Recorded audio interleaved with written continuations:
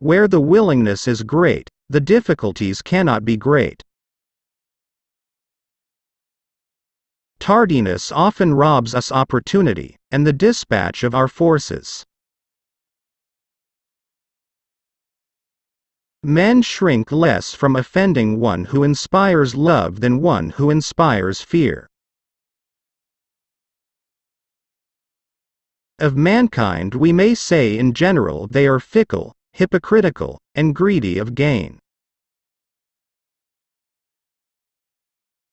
One who deceives will always find those who allow themselves to be deceived.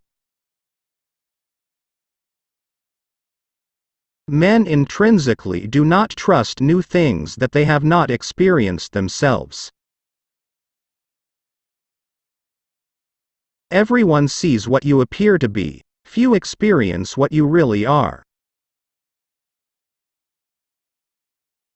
Politics have no relation to morals. It is double pleasure to deceive the deceiver. Benefits should be conferred gradually, and in that way they will taste better. Men should be either treated generously or destroyed, because they take revenge for slight injuries, for heavy ones they cannot. Since it is difficult to join them together, it is safer to be feared than to be loved when one of the two must be lacking. Men are so simple and yield so readily to the desires of the moment that he who will trick will always find another who will suffer to be tricked. It is necessary for him who lays out a state and arranges laws for it to presuppose that all men are evil and that they are always going to act according to the wickedness of their spirits whenever they have free scope. A son can bear with equanimity the loss of his father, but the loss of his inheritance may drive him to despair. The fact is that a man who wants to act virtuously in every way necessarily comes to grief among so many who are not virtuous. There is no other way to guard yourself against flattery than by making men understand that telling you the truth will not offend you. The vulgar crowd always is taken by appearances, and the world consists chiefly of the vulgar. Men never do good unless necessity drives them to it. But when they are free to choose and can do just as they please, confusion and disorder become rampant. There are three kinds of intelligence. One kind understands things for itself. The other appreciates what others can understand. The third understands neither for itself nor through others. This first kind is excellent, the second good, and the third kind useless. Never was anything great achieved without danger. It is much more secure to be feared than to be loved. The promise given was a necessity of the past.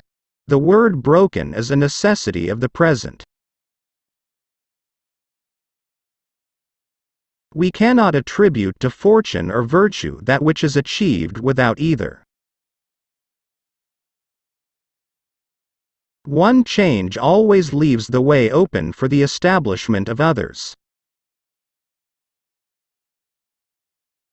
The wish to acquire more is admittedly a very natural and common thing, and when men succeed in this they are always praised rather than condemned. But when they lack the ability to do so and yet want to acquire more at all costs, they deserve condemnation for their mistakes.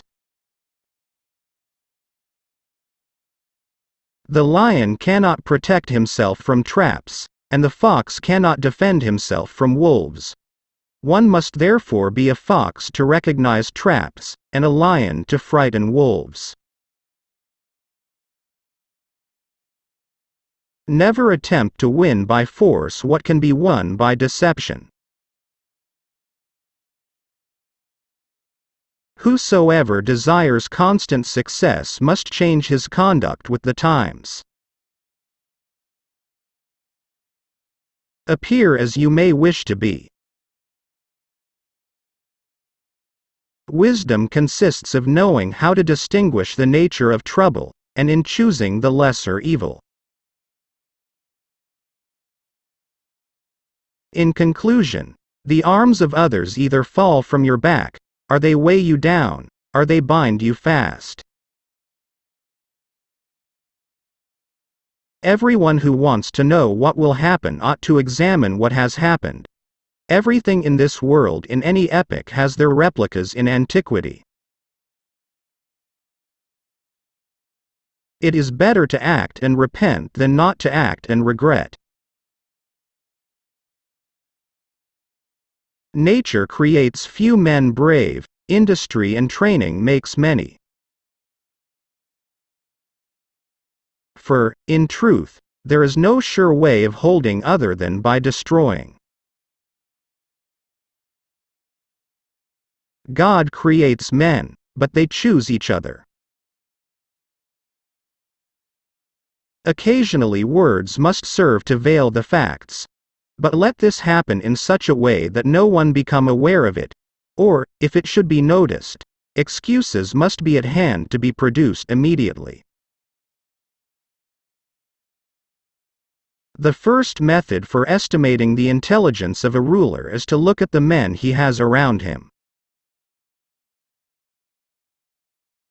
When you disarm the people, you commence to offend them and show that you distrust them either through cowardice or lack of confidence, and both of these opinions generate hatred. It is not titles that honor men, but men that honor titles. No enterprise is more likely to succeed than one concealed from the enemy until it is ripe for execution. Men rise from one ambition to another.